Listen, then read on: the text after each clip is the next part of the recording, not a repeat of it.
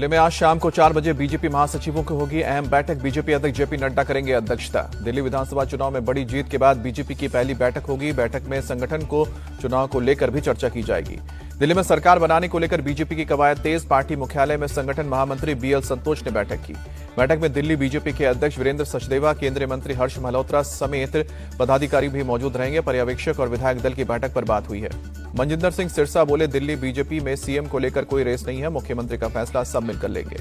BJP सांसद रवि किशन ने दिल्ली के पूर्वांचलियों का जताया आभार, कहा कि उनका एक एक वोट बीजेपी को गया है। दिल्ली सीएमओ के एक्स हैंडल का नाम बदलने का मामला, बीजेपी ने अरविंद केजरीवाल पर लगाया डिजिटल लूट का आरोप। दिल्ली एलजी से कानून कार्रवाई की मांग की।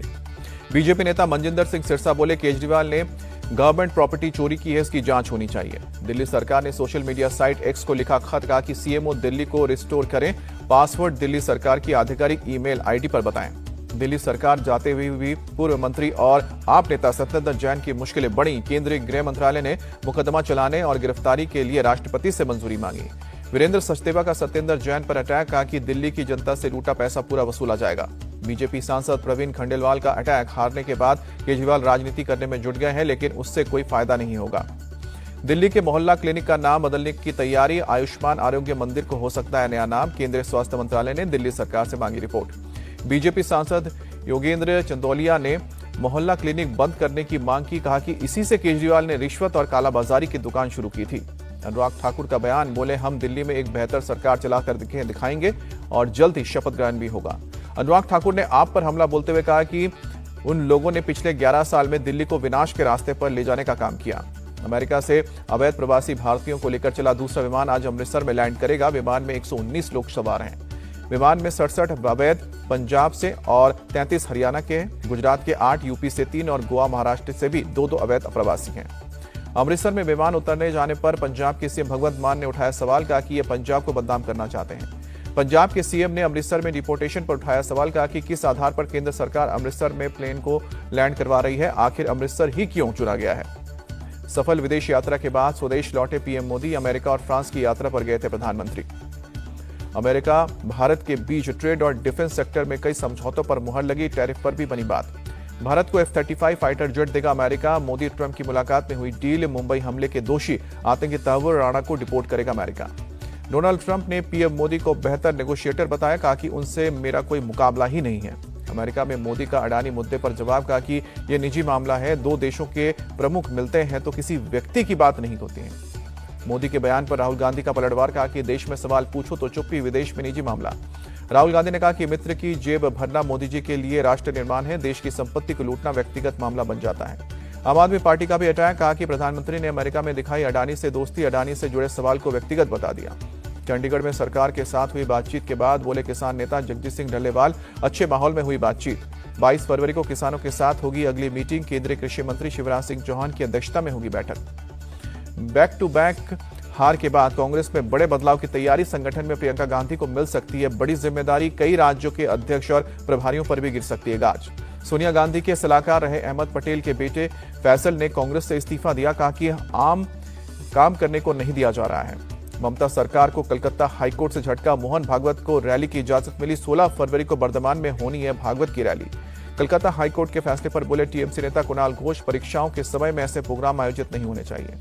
24 फरवरी को बिहार के भागलपुर जाएंगे पीएम मोदी। किसान सम्मान निधि की 19वीं किश्त जारी करेंगे। एक जनसभा को संबोधित भी करेंगे। न्यू इंडिया कोऑपरेटिव बैंक में 6 महीने तक लेनदेन पर रोक। वित्तीय अनियमितता के बाद रिजर्व बैंक ने लगाया बैन। लेनदेन पर रोक रखने के बाद आदेश के बाद न्यू इंडिया कोऑपरेटिव बैंक में ग्राहकों की भीड़ लगी। बैंक के ब्रांच के बाहर जुटी ग्राहकों की भीड़। आज प्रदर्शन करेंगे ग्राहक। न्यू इंडिया कोऑपरेटिव बैंक के मुद्दे को एनसीपी शरद पवार गुट ने बताया गंभीर, आम लोगों को परेशान करने का आरोप लगाया। न्यू इंडिया कोऑपरेटिव बैंक को लेकर बोले सीएम फडणवीस, आरबीआई ने सोच समझकर ही कोई कार्रवाई की होगी। मणिपुर में राष्ट्रपति शासन लागू होने के बाद सुरक्षा सख्त। इम्फाल में कई जगहों पर भारी संख्या में सुरक्षा बल तैनात। बीजेपी नेता संबित पात्रा ने कहा कि मणिपुर की क्षेत्रीय अखंडता के साथ कोई समझौता नहीं किया जाएगा। भविष्य में कभी भी बहाल की जा सकती है निलंबित असेंबली। राष्ट्रपति शासन पर बोले मणिपुर के पूर्व सीएम ओकराम इबोबी, हमने हमेशा प्रेसिडेंट रूल का विरोध किया है क्योंकि जनता को यह पसंद नहीं है। केंद्र सरकार ने आखिरकार मणिपुर की जमीनी स्थिति को समझा और राष्ट्रपति शासन लागू किया। मणिपुर कांग्रेस चीफ कमीशन किशम भेंगचंद्र का बयान। किशम मेघचंद्र बोले, मणिपुर के लोगों ने लंबे समय तक कष्ट झेला है। उम्मीद करते हैं कि पीएम मोदी अब मणिपुर का दौरा करेंगे। गृह मंत्री अमित शाह ने पुलवामा आतंकी हमले की 6ठी बरसी पर शहीद जवानों को याद किया। कहा कि पीएम मोदी ने आतंकी हमले का ऐसा जवाब दिया, पूरी दुनिया में संदेश गया, भारतीय सेना को ना उकसाएं। पॉडकास्टर रणवीर इलाहाबादिया के घर पहुंची मुंबई पुलिस। सूत्रों के मुताबिक इलाहाबादिया से पुलिस का फिलहाल कोई संपर्क नहीं हो पा रहा है। रणवीर इलाहाबादिया विवाद में महाराष्ट्र के कल्चरल डिपार्टमेंट के मंत्री आशीष शेलार का एक्शन, अपने अधिकारियों को शिकायतों की जांच का आदेश दिया। इंडियाज गॉट टैलेंट शो में डर्टी कमेंट करने वाली अपूर्वा मखीजा को आईफा ने प्रचारकों की सूची से हटाया। महाराष्ट्र सरकार ने लव जिहाद और जबरन धर्मांतरण के मुद्दे पर कमेटी का गठन किया। मौजूदा कानून समेत कई पहलुओं पर अध्ययन करेगी कमेटी। सीबीएसई बोर्ड परीक्षार्थियों के लिए दिल्ली मेट्रो ने की बड़ी घोषणा, उन्हें समय से परीक्षा केंद्र पहुंचाने के लिए विशेष सुविधा दी जाएगी। सुरक्षा जांच और टिकट खरीद में मिलेगी प्राथमिकता। आपके सांसद राघव चड्ढा ने वित्त मंत्री निर्मला सीतारमण को जवाब दिया। कहा कि मध्यम वर्ग को तकनीकी बातों में उलझा रही हैं। राघव चड्ढा ने उदाहरण देकर समझाया। कहा कि जिसकी इनकम 12,76,000 रुपए है तो टैक्स पूरी कमाई पर लगेगा, न कि सिर्फ 76,000 पर। महाराष्ट्र के कृषि मंत्री मानिक राव कोकटे के बयान पर विवाद। कहा कि भिखारी भी 1 रुपया नहीं लेते हैं, हम 1 रुपया में फसल बीमा दे रहे हैं। विपक्ष ने इसको किसानों की तुलना भिखारियों से करने का आरोप लगाया। बेंगलुरु में एरो इंडिया शो में HAL यूटिलिटी हेलीकॉप्टर का शानदार प्रदर्शन, आसमान पर टिकी रही सबकी निगाहें। संभल हिंसा के आरोपियों को पकड़ने के लिए पुलिस फुल एक्शन में, शहर में जगह जगह लगाए गए पोस्टर। संभल पुलिस को टोपी पहने और दाढ़ी रखे एक शख्स की तलाश, उस पर भीड़ को बवाल के लिए उकसाने का आरोप। वाराणसी में काशी तमिल संगम के 3रे संस्करण का आज होगा आगाज, सीएम योगी भी ले सकते हैं हिस्सा। भोपाल पहुंचे मुख्यमंत्री योगी आदित्यनाथ ने मध्य प्रदेश के मुख्यमंत्री मोहन यादव से मुलाकात की, कई मुद्दों पर बातचीत हुई। लखनऊ में केंद्रीय मंत्री राजनाथ सिंह और नितिन गडकरी ने 114 परियोजनाओं का उद्घाटन किया। डिप्टी सीएम ब्रजेश पाठक भी मौजूद रहे। बेंगलुरु में आर्ट ऑफ लिविंग के 10वें इंटरनेशनल वुमेन्स कॉन्फ्रेंस का राष्ट्रपति मुर्मू ने उद्घाटन किया। श्री रविशंकर बोले, हमें महिलाओं की आंखों से आंसू नहीं आने देना चाहिए। भोपाल में केंद्रीय मंत्री शिवराज सिंह चौहान के बेटे कुणाल की हुई शादी समारोह में उपराष्ट्रपति जगदीप धनखड़ और सीएम योगी समेत कई नेता शामिल हुए। मेडिकॉन 25 मेडिकल कॉन्फ्रेंस में बोले जम्मू कश्मीर के सीएम उमर अब्दुल्ला, हमें गांव में अच्छे हॉस्पिटल की व्यवस्था करनी होगी। प्रयागराज महाकुंभ में बना नया रिकॉर्ड, अब तक 50 करोड़ से ज्यादा लोगों ने स्नान किया। सीएम योगी ने कहा कि कुंभ आयोजन पर 1500 करोड़ खर्च हुए हैं, बदले में 3 लाख करोड़ का लाभ हो रहा है। यूपी की अर्थव्यवस्था मजबूत हो रही है। महाकुंभ की बढ़ती भीड़ को देखते हुए आज से दिल्ली से वंदे भारत स्पेशल ट्रेन चलाई जा रही है। दिल्ली से प्रयागराज जाएगी Vande Bharat special train. Lok Sabha speaker Om Birla भी आज महाकुंभ जाएंगे। गोवा के सीएम प्रमोद सावंत भी लगाएंगे आस्था की डुबकी। शुक्रवार को महाराष्ट्र के सीएम देवेंद्र फडणवीस ने संगम में लगाई आस्था की डुबकी, महाकुंभ का फोटो शेयर किया। महाराष्ट्र के मुख्यमंत्री देवेंद्र फडणवीस ने कहा, बहुत खुशी है कि मुझे परिवार के साथ महाकुंभ में जाने और पवित्र डुबकी लगाने का मौका मिला। देवेंद्र फडणवीस का बयान, बोले यह आस्था का सबसे बड़ा कुंभ है, हर सनातनी हिंदू संगम में पवित्र डुबकी लगाना चाहता है। महाकुंभ में डुबकी लगाने के बाद अमृता फडणवीस ने कहा कि हमें बहुत खुशी है कि हम उन 50 करोड़ लोगों में शामिल हैं जिन्होंने महाकुंभ के दौरान स्नान किया है। अमृता फडणवीस ने सीएम योगी को धन्यवाद देते हुए कहा कि हम कोशिश कर रहे हैं कि नासिक में अगला कुंभ भी भव्य हो।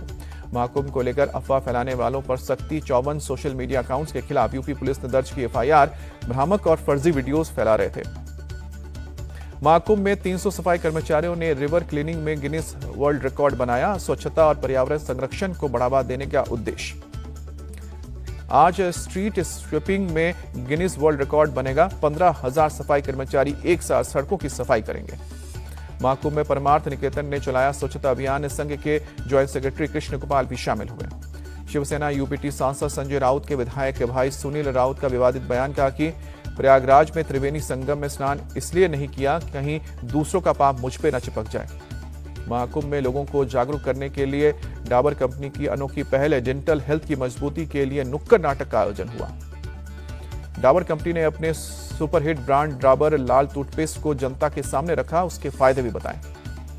अयोध्या में उमड़ रही है भक्तों की भारी भीड़। महाकुंभ में पवित्र स्नान के बाद भगवान राम के दर्शन के लिए पहुंच रहे हैं श्रद्धालु। अयोध्या के सरयू घाट पर की गई संध्या आरती, भक्तों का हुजूम उमड़ा। गुजरात के कच्छ में एक कंपनी में लगी भीषण आग, आसमान में उठा धुएं का गुबार। आग की वजह से बड़े पैमाने पर नुकसान की आशंका, दमकल की गाड़ियों ने कड़ी मशक्कत के बाद काबू पाया। महाराष्ट्र के गढ़चिरौली में 3 नक्सलियों ने पुलिस और सीआरपीएफ के सामने किया सरेंडर। तीनों नक्सलियों पर 38 लाख का इनाम रखा गया था।